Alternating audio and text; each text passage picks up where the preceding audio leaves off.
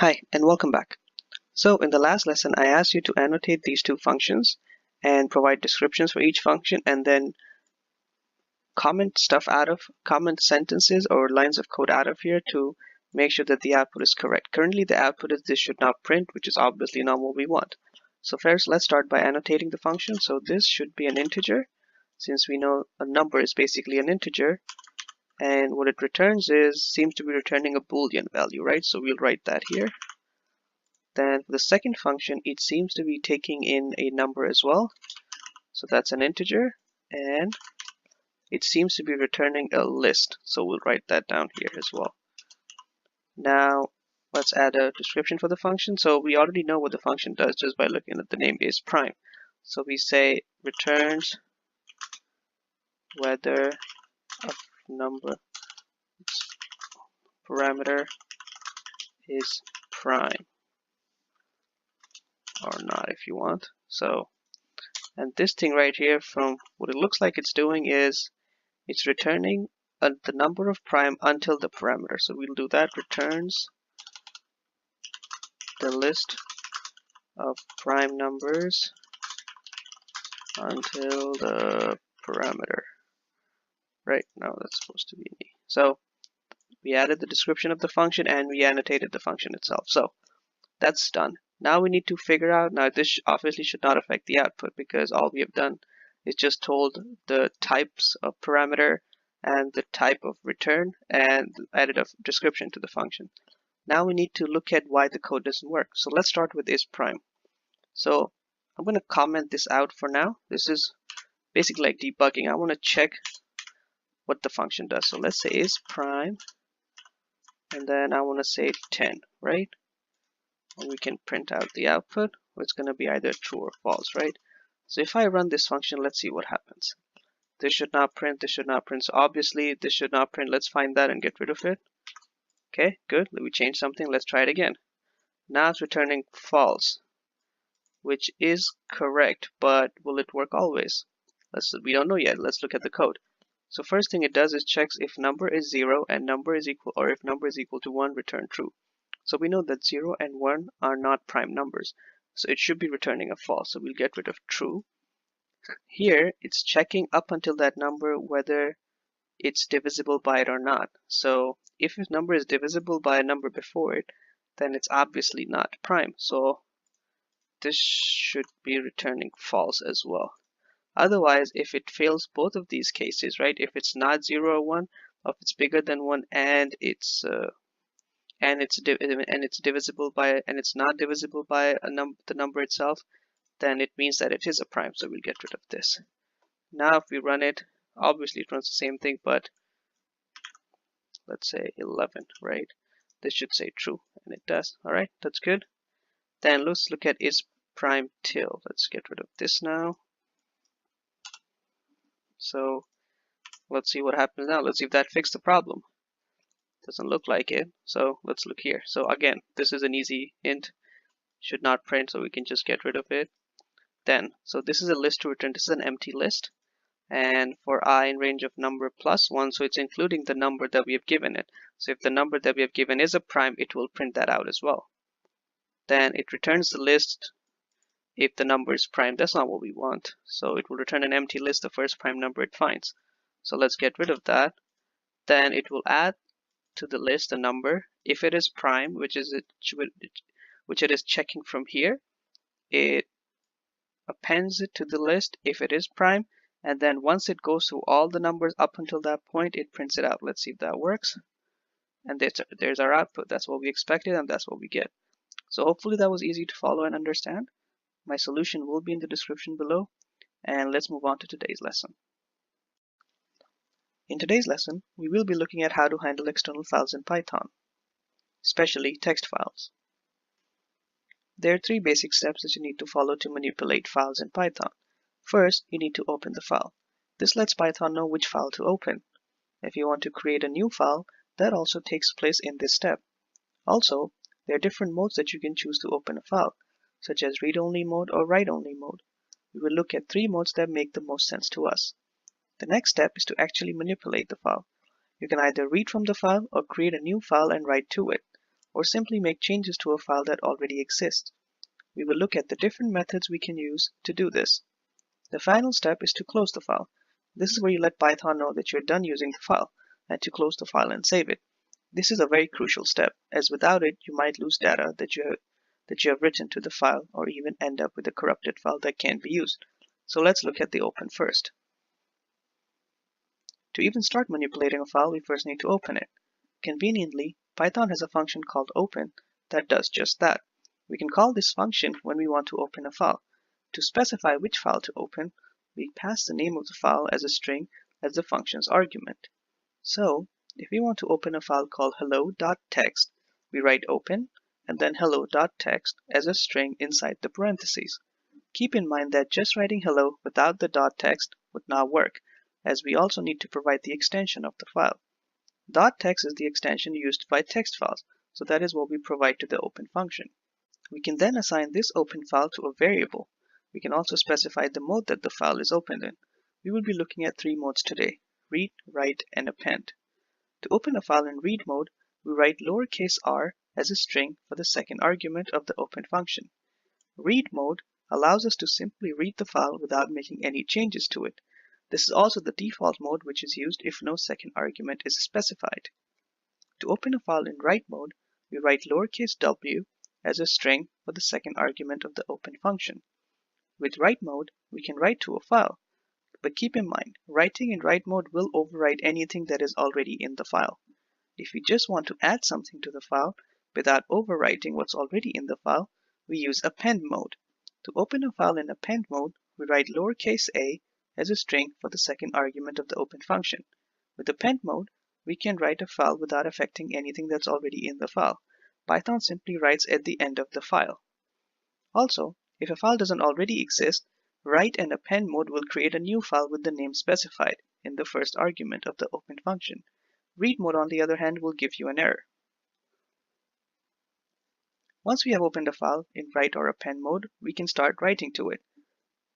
We can only write strings to a text file, and we do so by calling the write function on the variable that has the opened file assigned to it. We pass what we want to write to the file as the argument for the write function. If we want to go to a new line in the text file, we use the new line character, which is a backslash followed by a lowercase n. We can simply assign it as a string to the argument of the write function. Since the new line character is also a string, we can simply add it to the string of the text we want to write, and the new line will be added to the text file as well. Now let's move on to reading a text file. A file can be read in different ways. The most simple way is to read it line by line. We do this by calling the readLine function on a text file after opening it. It will return the first line in the text file. Calling it again will return the next line. You can keep calling the readLine function on a file, and it will keep returning the next line even if that line is empty. This method of reading a file can get tedious, so do not use it if you have more than a few lines. If you have more than a few lines, you can also read the entire file at once and store each line as an item in the list. This can be done using readLines function. Keep in mind that if you have a large file, reading all at once and storing it in a list will use a lot of memory and resources, so try not to use this method for reading a file with over hundreds of lines. The third option is meant for reading files with over thousands lines of text. You use a for loop that iterates over one line at a time and keeps iterating until it reaches the last line in the file. Since the program only holds one line at a time, the memory footprint of the program will be very small. Also, when you read a line from a file, it will come with the new line character attached to the end of it. To get rid of it, just call the strip function on the line, and it will return the text without the new line character on any leading spaces. Any file that was opened by a program must be closed. To close an open file, simply call the close function on the variable that has the open file assigned to it. Closing the file is important for 2 reasons. When you call the write function on a file, the text isn't immediately written to the file. It is held in a buffer and written after some time. Closing the file makes sure that everything in the buffer is written to the file.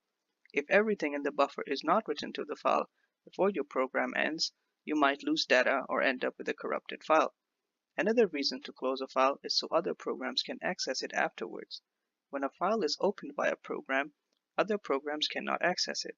So, if you do not close a file, Other programs might still not be able to access the file after your program has ended, as they would think that the file is still opened by the first program. In short, always close the file that you have opened in your program. Now, the three-step approach of opening a file, reading from it, and then closing is generally how people work with files. Python is a little smarter than that. Python has a statement that lets us manipulate files by opening them with the with statement and manipulate them inside that block of code. Once you exit the block of code, Python automatically closes the file for you. This is a much better and preferred way to handle files. Now, let's talk about a few functions. These particular functions aren't really related to just text files. They are related to strings, but come in handy when reading files as they make it a lot easier to parse the data in a file. First, let's talk about splitting a string. We already know how to read a line, but we can split a line into different words that the line has using the split function. We call the split function on the variable holding the string that we want to split. The result is a list of words in that string. So, if I call the split function on the variable holding my name is Daniel, I end up with a list of 4 words in that sentence. By default, split uses space to split the string into words. You can also use a different character to split the string by. For example, a line that has values separated by a comma, you can split it as well by simply passing the comma as an argument to the split function. This is useful when dealing with CSV files made by spreadsheet applications. Second, we can also get a subset of a string. We already looked at getting a subset of a list and tuple.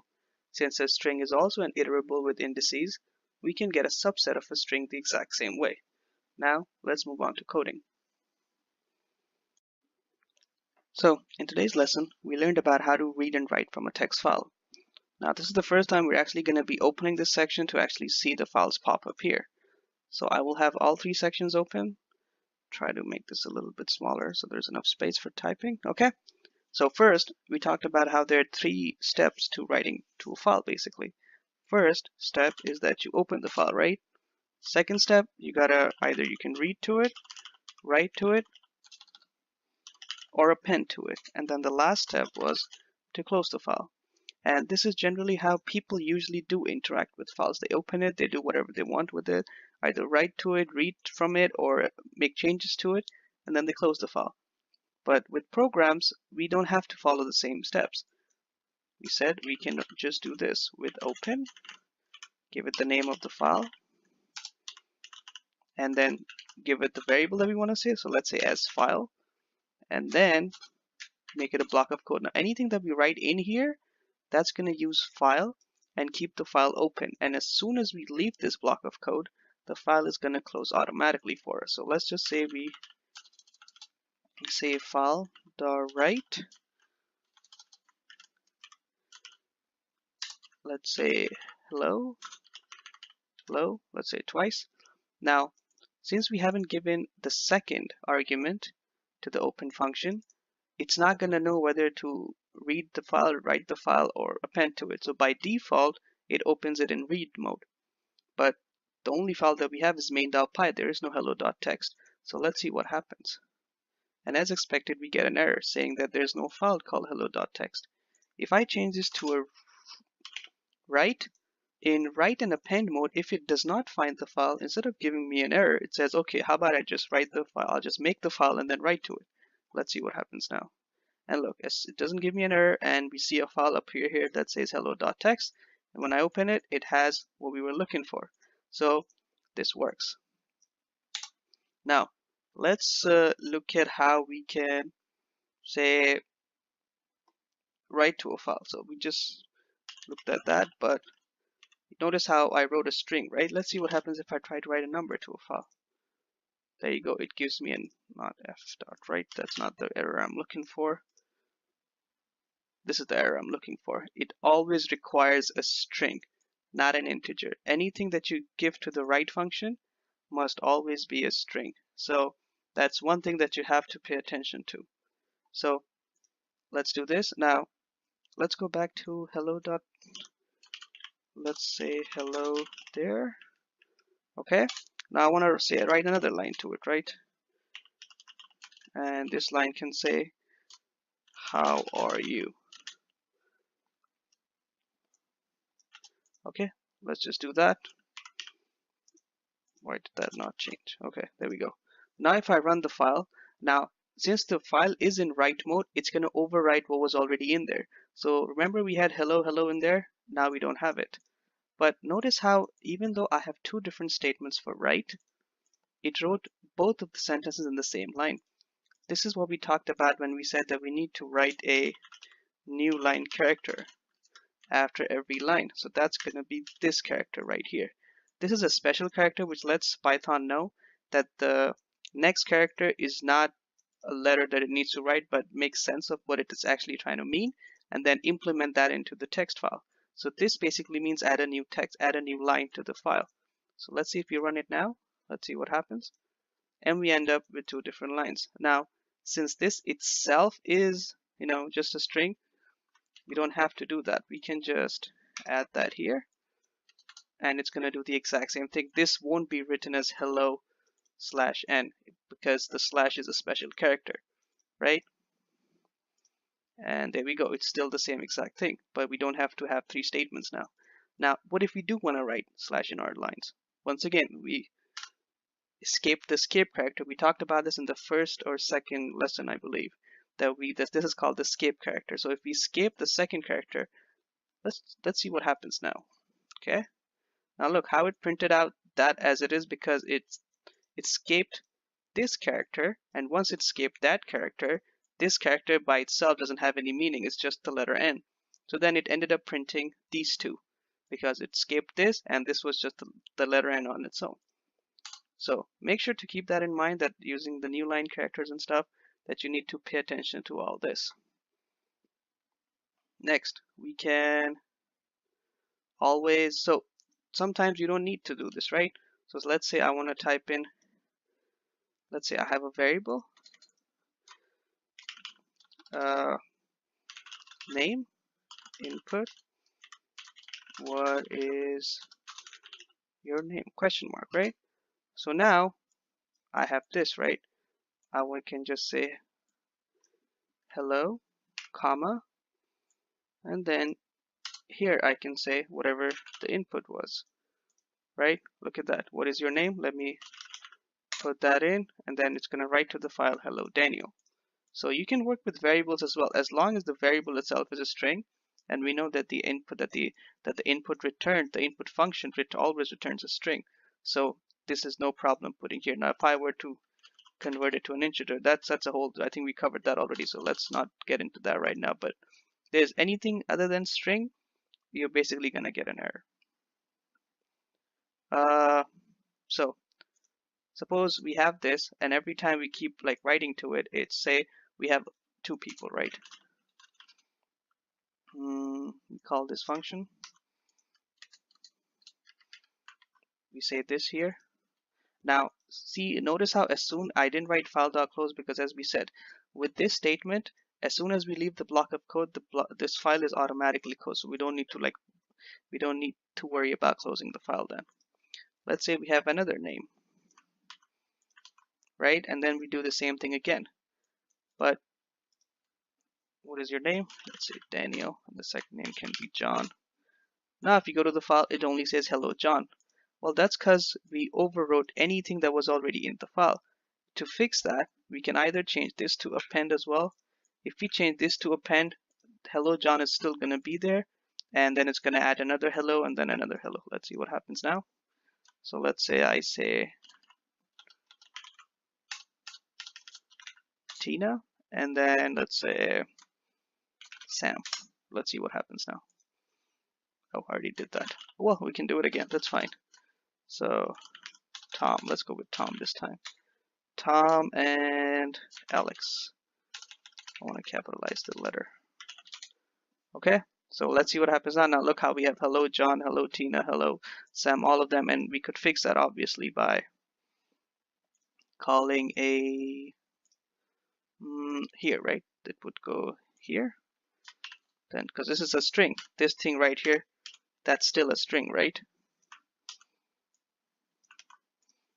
You run that now. Obviously, since it's append, it's not going to work. Only these three lines, these two lines will go to the new ones. So see, so that did not work. So How about we rewrite the file first? Let's say the first one can be write, yes, and the second one can be append. So we delete everything on the first one and we keep everything on the second one. Let's say, what is your name? Daniel. Let's say my second name is Tom. Hello Daniel, hello Tom. So you can see how we can work with text files, right? Now we have learned how to write to a file, right? Now let's look at how we can read from a file. Let's go to hello.txt. Let's delete what we already have. And since, you know, the text file is called hello.txt, how about we just write different ways of saying hello? Let's say hi is one way. Then we can hello is another way. Morning, maybe? I don't know. Then let's go French. How about allo? Then maybe ciao. How about namaste, right? And then salam too. Let's see. So we have a couple of ways here of saying hello in different cultures, different languages. We'll not get into which one is which. But so this file is here and it's saved. So now we want to read from the file. So let's get rid of this. We'll go back to our with open. This time it's still called hello.txt and as file. Now we looked at three different ways, right? So we already, since the file already exists, it's gonna, the default mode is read, right? So we don't have to specify it, but it's always a good idea too, so you know what you're doing. Like, you know, when you read the code yourself later, you know what's going on here. So we have 8 lines here, right? So first of all, let's go by saying file dot read line. Let's see what happens. Okay, and nothing happened. Why do you think that is? Well, that's because it read the line, but it didn't have anywhere to save it. So now we gotta save it somewhere, or I mean, we don't have to save, we could just print it out. But let's try it now.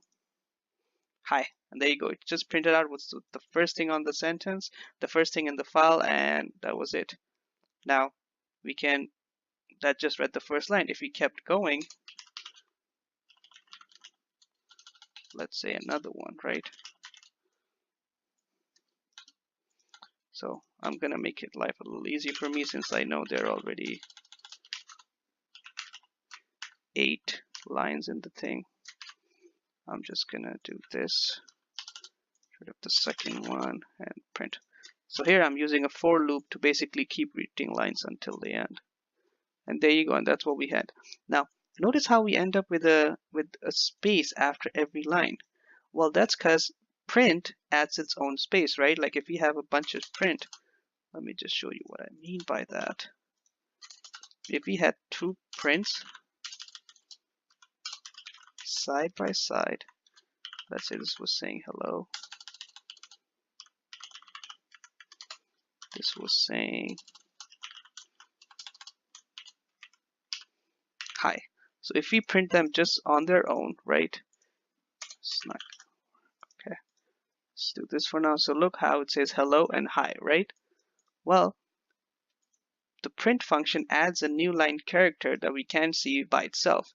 But when we have this, it has 2 new line characters. One gets added by the print function and the second one is from the text file. So we talked about how to fix this, right? We just use the strip function. So we call this, so we have this is a string, then we can call strip on it. So let's get rid of you.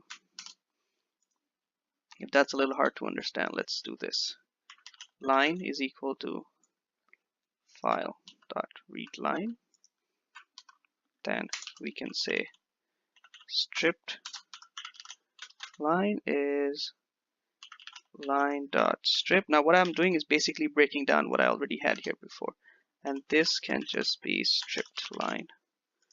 Okay, let's see now. Now look, they all show up in only one sentence. That's how cool that is. Now obviously we don't have to do this. We talked about another function that was words equals file dot read lines. We need an s, make sure to add the s, and then we can just print words, right? Look how it just printed out everything. And now notice how when it's showing you the string in the list format or as an item in the list format, it shows you the new n as well. But if I were to print this out for I in words, print I, look, notice how the new line characters doesn't show up here, but we have the same problem here as before. Look, that should fix that. There you go. Now we have the same thing again. So this is just a couple of ways that you can, save files and everything. You can read from it that we just talked about. We can read lines from a file that we just did here. We already looked at how to write to a file. The append thing as well, we looked at if we add an A and change this to an A, then it's only gonna write to the file after what's already written in the file without changing anything that's already in it. So that's it for this coding lesson. Let's move on to the exercise for this lesson now. So for the problem for this lesson, we will be designing a event attendance checker. So basically this is the guest list of all the people that are invited. If someone comes in, checks in, they press 1 for the attendee, enter their name, and if their name is in the list, it gets added to attended.txt. And if, let's run it again. Let's say the attendee comes in and say Paul, and it says enter. It says you're not on the guest list, and they do not get added to attended.txt. So that's one of the functionalities of the program, right? Anyone who comes in and is on the list gets added to attended.txt. Anyone who comes in and is not on the list, it just gets printed out, you're not on the guest list. Now, the other thing that we can do is for the host to check who attended at the end of the day, at the end of the event. So let's say the host comes in, it's going to ask for a password first of all, and then it's going to say the missing guest. It's Betty, Tom, John, Richard. If we run the program again, let's say we let Betty attend now, and then we run it again. Let's say host, enter the password. Now it's going to not include Betty in the missing guest because now Betty is part of the attended. So, and let me show you what happens if I select the wrong choice instead of 1 or 2. Let's see. Let's say I say 3. It's just going to say wrong option for anything other than 1 or 2. And let me show you what happens if I select host and then put in the wrong password. It's just going to say access denied. So it's simple as that. All the attendees get added to this attended.txt, and all the people that are going to come to the event or invited are in the guest list.txt. So see if you can figure this one out. Keep in mind about the new line characters, because each of these when you're going through the list, each of these lines has a new line character at the end, but when you enter the name of the person, that does not have a new line character. So make sure to strip out when you're going to read each and every name from here. Make sure to strip out the new line character from it. So see if you can figure this one out. I'll show you my solution in the next lesson. I'll see you then.